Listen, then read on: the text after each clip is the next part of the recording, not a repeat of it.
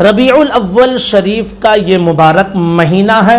اس مبارک مہینے میں سنی صحیح العقیدہ مسلمان آقا کی ولادت کی خوشی میں اپنے گھروں پر اور سنی مدرسوں میں، سنی مسجدوں میں جھنڈے لگائے جاتے ہیں۔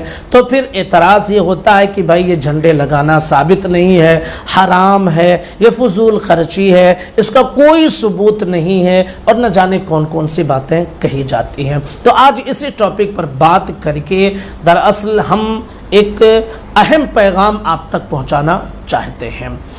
ماہ ربیع النور کا مہینہ جیسے ہی آتا ہے، تمام عشاق جتنے بھی سنی صحیح العقیدہ ہیں مساجد کو سجاتے ہیں، مدارس کو بھی سجاتے ہیں اور گھروں پر بھی جھنڈے لگاتے ہیں۔ لیکن کچھ لوگوں کو درد اور تکلیف ہوتی ہے کہ یہ فضول خرچی ہے، اس کی کوئی اصل ہی نہیں ہے۔ مگر یہی لوگ جب بیٹی کی شادی کرتے ہیں نا تو پھر وہ منڈپ لاکھوں کا لگاتے ہیں نا، اس کا ثبوت ان کے ابا پیش کر دیں گے، ہے نا، اس کا ثبوت پیش کر دیجئے کہ یہ جائز ہے۔ کون سی حدیث میں لکھا ہے؟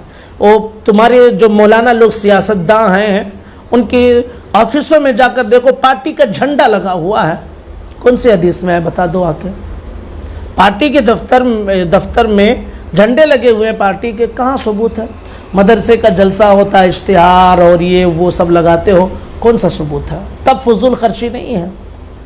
لیکن میلاد میں سنی جھنڈا لگائے تو فضول خرچی فضول خرچی فضول خرچی۔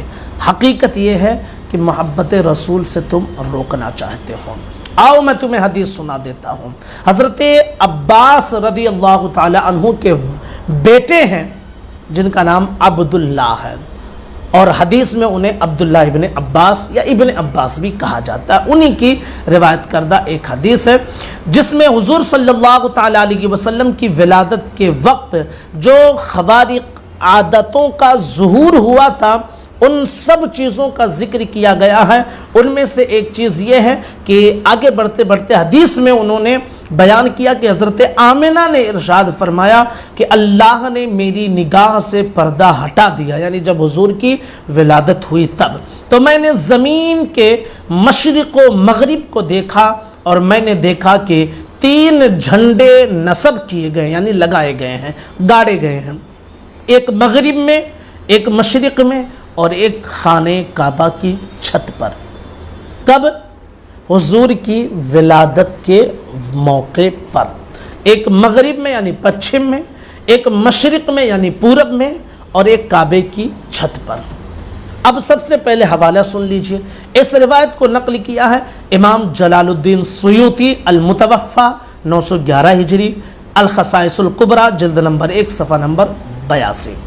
امام ابن کثیر دمشقی المتوفی 774 ہجری نے الوداع والنہایہ جلد 6 صفحہ نمبر 299 پر نقل کیا ہے۔ امام قسطلانی المتوفی 923 ہجری نے المواہب اللدنیہ صفحہ نمبر 125 پر نقل کیا ہے۔ امام ابن حجر حیثمی المتوفی 974 ہجری نے النعمت الکبریٰ صفحہ نمبر 26 اور صفحہ نمبر 27 پر نقل کیا ہے۔ اب اس حدیث میں کیا ہے کہ حضور کی ولادت کے وقت اللہ کے حکم سے فرشتے نے مشرق مغرب اور کعبے کی چھت پر جھنڈا لگایا، تو کیا اس سے یہ ثابت نہیں ہوتا ہے کہ حضور کی ولادت کی خوشی میں جھنڈے لگانا جائز ہے؟ اب جھنڈے کو بدعت کہنا، خرافات کہنا، فضول خرچی کہنا، یہ ان کی عادت ہو سکتی ہے جن کے سینے میں مصطفیٰ کی محبت نہ ہو، لیکن سنی کے سینے میں مصطفیٰ کی محبت ہے، اس لیے الحمدللہ اس سنت کو وہ ہمیشہ زندہ کیے ہیں اور کرتے رہے ہیں۔ اور جن بزرگوں کا میں نے ذکر کیا ہے یہ سب 1857 سے پہلے کے ہیں، یعنی ان وہابیوں دیوبندیوں کی پیدائش سے پہلے کے ہیں، گویا پہلے کسی کا اختلاف نہیں تھا، سب لوگ کرتے تھے، لیکن یہ بدماش انگریزوں کی یہ کرتوت ہے کہ ایسے لوگوں کو جنم دے دیا جنہوں نے حضور کی محبت پر شب خون مارنے کی کوشش کی۔ تم چڑھتے رہو، فضول خرچی کہتے رہو، ہم سنی کرتے ہیں الحمدللہ اور کرتے رہیں گے، یہ اعلان کرتے ہوئے کہ نثار تیری چہل پہل پر ہزاروں عیدیں،